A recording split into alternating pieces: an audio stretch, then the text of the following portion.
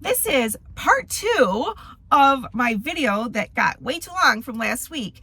And in this video today, I'm going to continue talking about the subjects here, but I'm going to tell you quick who I am. I'm Monique Burns. My husband and I started buying houses in 2007. We put our first tenant in who has Section 8 in 2008. She's still there. I'm not saying that's a good thing because she went from having a 3-bedroom voucher to a 1-bedroom voucher, and we're really nice people and we're having trouble like, what do we do about that? But anyway, so we have very long-term tenants. In 2015 to 2020, we started a property management company. I sold the property management company, and a lot of the people hated the new property management, and they came back and asked me to sell their houses. So I do have a couple of portfolios available for sale, 2 12-door portfolios. They're great. I can tell you all about them, why they're selling them. It's, nothing to do with the houses or anything. Great portfolios to buy. So if you're interested in that, let me know. We're still, after we sold the property management company, we're still buying and selling houses, just not as fast as we used to. We usually have them sold before we've even closed on the one we're renovating. So if you're interested in that, let me know. Be sure you like, subscribe. It helps keep me motivated, and I love your comments. So let's get into part 2. So now, my boots on the ground lady, I had another call, and I told you I'm not good at keeping track of this stuff. And I talked to her for like an hour, and she's local and she'd be a great person for me to refer people to.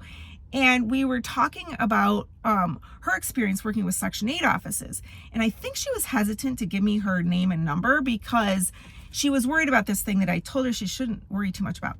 But there is a rule that if you're doing real estate transactions, showing a house, taking rent, that you have to be a licensed real estate professional, like a real estate agent. And if you're a real estate agent, you have to have a broker over you, overseeing. I'm a broker and a real estate agent, so I'm legally allowed to do the stuff that I do. So she was nervous, like I'm the police of that, which I'm not. She wants to get her license and she's working toward her license, so that's awesome. But she was talking about being an assistant to the property managers, which is fair.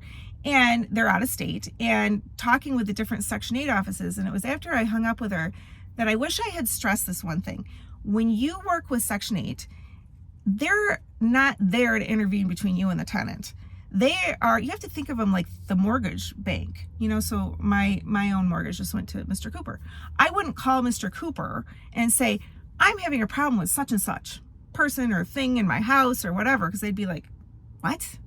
We're just the ones supplying the loan, So I think it doesn't go well if you go at them with like, help me with your tenant, because the response I've gotten when I was new and I tried to do that was, that's between you and the tenant and the courts. So speaking of the courts, there is something that 36th District Court is doing now, and it's disgusting. So this is my understanding of it. I'm not a lawyer.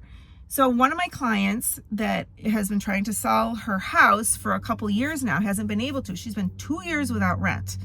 And it's been with 2 other property managers that I don't know how they're, the first one I know because that's the one I sold my company to. Like, I shouldn't have done that, but I didn't know. And then the second property manager, I don't know if where the fault lies. I don't want to go there. But she's been 2 years with these tenants not paying, and she finally gets to court, and I got her attorney to explain to me what happened. So I think it's just one judge in Detroit, and he's doing this thing where they get to the end where they've got an eviction on their record, and it's, Mary Jane and all occupants. You have to say and all occupants to get like her boyfriend and the other adult people out of the house in your filings. And it costs a little more to say more than one name, but it's well worth it. So it gets to court. The judge says, you know what, Mary Jane, you're never going to rent a house again with this eviction on your record. So I'm going to do you a solid. I'm going to cross your name right off. We're going to dismiss your name, and we're just going to say all occupants. So when Monique, the person placing tenants, goes to look up your record, she'll have no idea you have this eviction on your record. And this is just great because now people are going to have housing that aren't qualified. So that happens, and they get the bailiff to go, they get the writ. The bailiff shows up, and she's like, nope, my name was dismissed. You're going to have to start the case all over again. And so it's been through like an appeal, and this has been months going. And finally my attorney the attorney for this, my ex-client, was able to get the writ, which is the piece of paper you need to hire the bailiff to call her out. And he said, unlike the olden days, instead of just handing the paper to the attorney at the case, they're like, we'll mail it to you. I'm like, how long is this going to take? It's been about a week. He hasn't gotten it back yet.